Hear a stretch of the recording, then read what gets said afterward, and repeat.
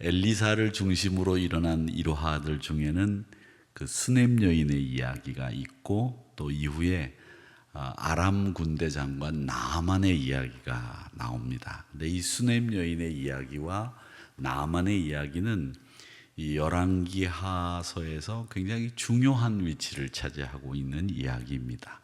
왜냐하면 믿음을 가지고 있는 사람이 어떻게 믿음을 가지고 승리했느냐, 이걸 보여주는 아주 대표적인 이야기이고, 믿음을 가지고 있는 사람들은 어떻게 태도를 가져야 되느냐, 이런 이야기를 보여주는 이야기. 그게 나아만의 이야기와 수넴 여인의 이야기, 이 두 가지 이야기인데, 오늘은 수넴 여인이라고 하는 분의 이야기를 여러분과 같이 나누도록 하는데, 이 수넴 여인에게 엘리사 선지자가 아들이 생길 거다, 그렇게 이야기를 했습니다. 그래서 아들이 생겼습니다. 근데 이 아들을 데리고 아버지가 이제 밭에 나갔는데 머리가 아프다고 하니까 어머니한테 가봐라, 그렇게 이야기를 해서 어머니한테 왔는데, 어머니 무릎에 앉아가지고 시름시름 앓다가 그만 죽고 말았어요.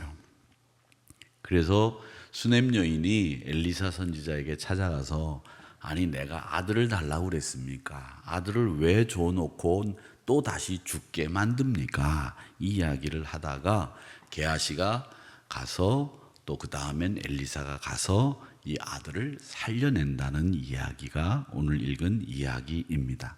근데 오늘 이 이야기는 엘리야 선지자, 그러니까 엘리사 선지자의 스승인 이 엘리야 선지자가 사르밧 과부에게서 그 아들을 살리는 이야기와 거의 구조가 비슷합니다.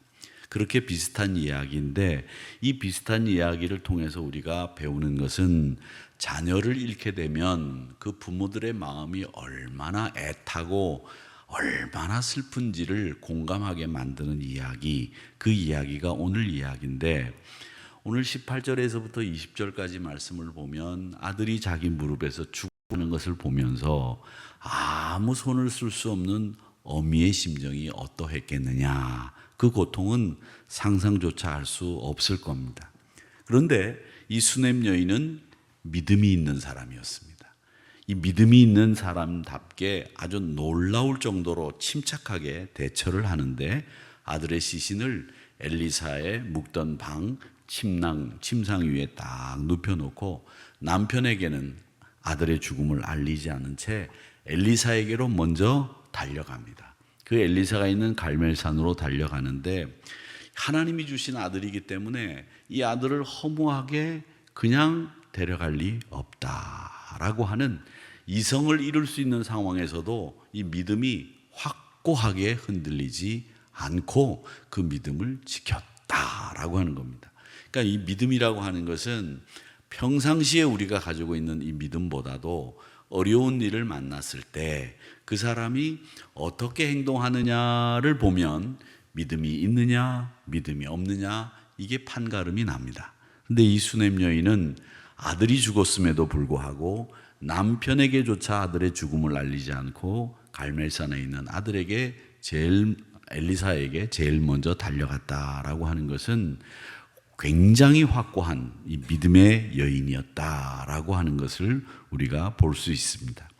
이처럼 무슨 일을 당했을 때 믿음을 가지고 있는 사람들은 하나님을 의뢰하는, 하나님을 신뢰하는 믿음을 가지고 하나님이 기적을 베푸시는 도구가 되기를 위해서 간절하게 기도함이 필요합니다.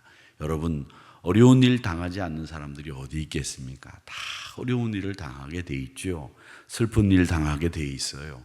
우리 인간사에 우리가 겪지 않을 일들이 어디 있겠습니까? 다 있지만, 그런 일을 겪을 때에 믿음을 가지고 있는 이 수넴 여인이 하나님의 사람을 제일 먼저 찾아가서 하나님 앞에 고하였던 그 믿음을 가졌던 모습을 우리도 꼭 가지시고, 그렇게 믿음으로 흔들리지 말고 확고하게 살아가는 저와 여러분이 되시기를 주님의 이름으로 축복합니다.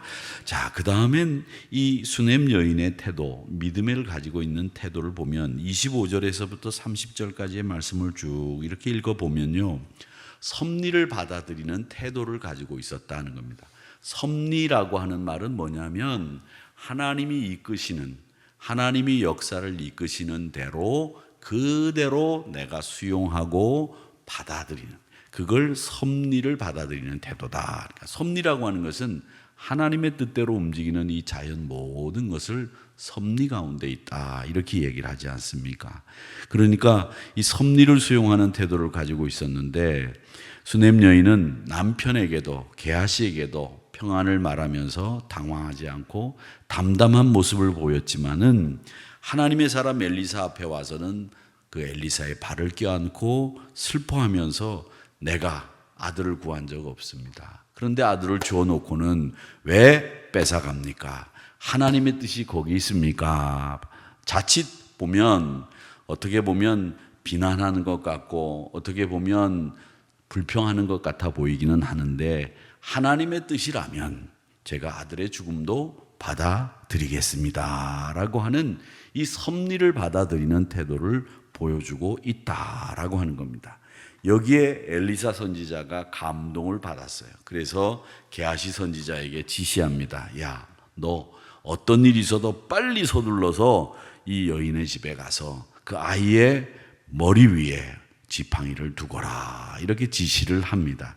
그런데 이 수넴 여인은 엘리사가 엘리야에게 요청했던 것처럼 엘리사 선지자도 같이 가주시기를 요청하는 거죠. 30절을 한번 읽어보겠습니다. 아이의 어머니가 이르되, 시작.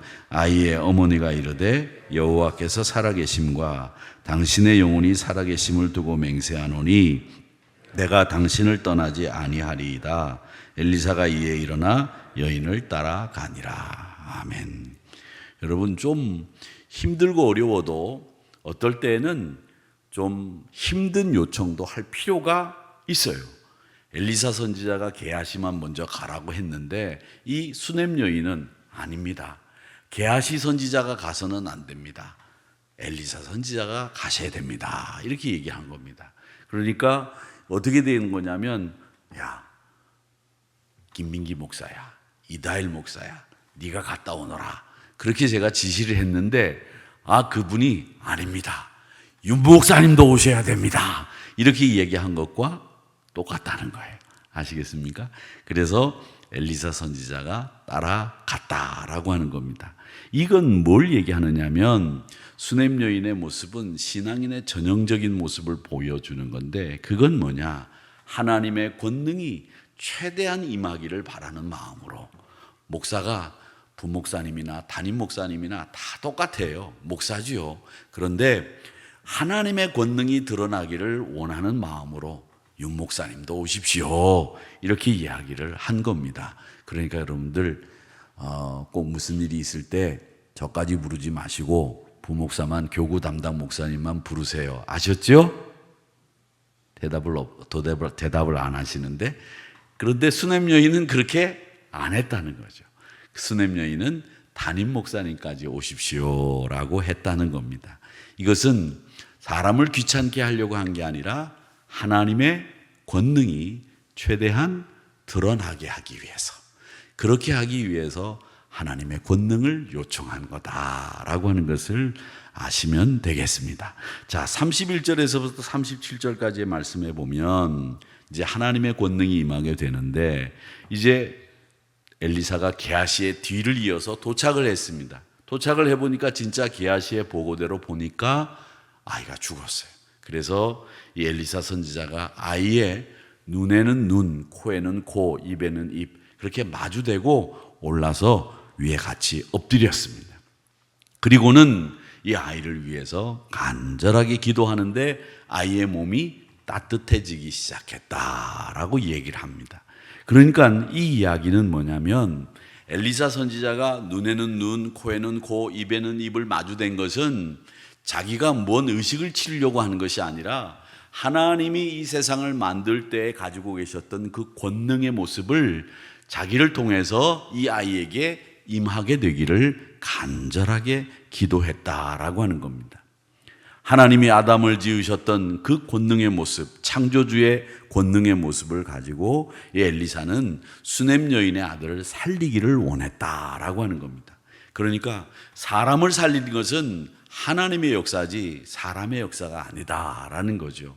이 모든 것이 하나님의 역사고 섭니다라고 하는 것을 보여주는 장면입니다.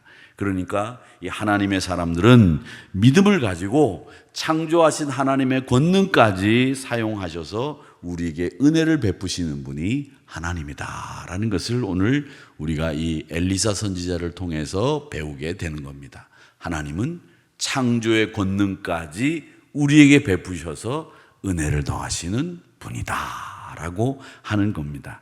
그러기에 사랑하는 성도 여러분, 이 수냄 여인의 믿음을 가지고 사실 때에 창조주 하나님의 권능이 여러분 가정에, 여러분 자녀들 위에, 여러분 범사 위에 임하게 될 줄로 믿습니다. 그러니까 흔들림 없이 무슨 상황이 생겨도 항상 하나님을 믿는 이 수냄 여인의 믿음과 같은 믿음을 가지고 엘리사 선지자를 찾고 하나님의 권능을 찾는 이 모습을 여러분의 모습으로 삼아 가시기를 주님의 이름으로 축복합니다. 이게 바로 믿음의 사람이 누리는 영광과 권능이라고 하는 겁니다. 이스라엘 왕도 누릴 수 없었던 하나님의 권세가 수냄 여인에게 임했습니다. 흙으로 사람을 지으시고 코에 생기를 불어넣으셨던 하나님이 그 여인을 위해서 그 역사를 다시 행하신 셈이다. 이렇게 보면 됩니다. 우리에게는 예수님을 통한 부활의 약속이 있습니다. 우리가 하나님의 자녀로 다시 태어났다는 것은 얼마나 크고 놀라운 은혜인지 다시 한번 꼭 깨달으시고 감사하시는 저와 여러분이 되시기를 바라고, 오늘 우리에게 이 말씀을 통해서 꼭 기억해야 될 것은 하나님 앞에 집중하는 이 수냄 여인의 신앙의 모습을 꼭 우리의 모습으로 적용하시기를 바랍니다. 수냄 여인은 하나님 앞에 집중했다는 거예요. 그러니까 여러분, 우리가 하나님을 바라본다라고 하는 것은 하나님이 좋아서 바라보는 것도 있겠지요. 그런데 우리가 하나님을 좋아서 바라본다 할 때 하나님이 어디 계시고 어떻게 생겼는지 여러분 보셨습니까? 보셨어요? 어떻게 생겼어요? 이렇게 생겼어요? 하나님이 어떻게 생겼어요? 못 보셨죠? 구약시대 때는 하나님을 보면 죽임을 당했다 그랬죠? 하나님을 바라본다라는 말은 뭐냐면 다른 게 아니에요. 우리 하나님의 형상을 우리가 우리 육의 눈으로 보는 게 아니라 우리가 하나님의 생각에 집중하는 거예요. 그게 하나님을 바라본다라는 겁니다. 여러분, 하나님께 집중하시기를 바랍니다. 그게 하나님을 바라보는 거예요. 여호수아서를 제가 강의하면서 이스라엘 백성들이 저희는 하나님만 바라보겠습니다, 하나님의 목소리만 청종하겠습니다, 그렇게 얘기를 할 때 그 하나님을 바라본다라는 말은 이스라엘 백성들도 알았어요. 자기들이 하나님 눈으로 봤다가는 죽임당한다는 걸 알았어요. 그런데 바라보겠다라고 한 말은 뭐냐? 하나님 앞에 집중하겠다, 하나님만 생각하겠다, 이겁니다. 여러분, 골똘하게 하나님만 깊이 생각하는 이 수냄 여인의 신앙, 그 신앙의 모습을 여러분의 신앙의 모습으로 삼으시는 오늘 이 아침 시간 되시기를 주님의 이름으로 축복합니다.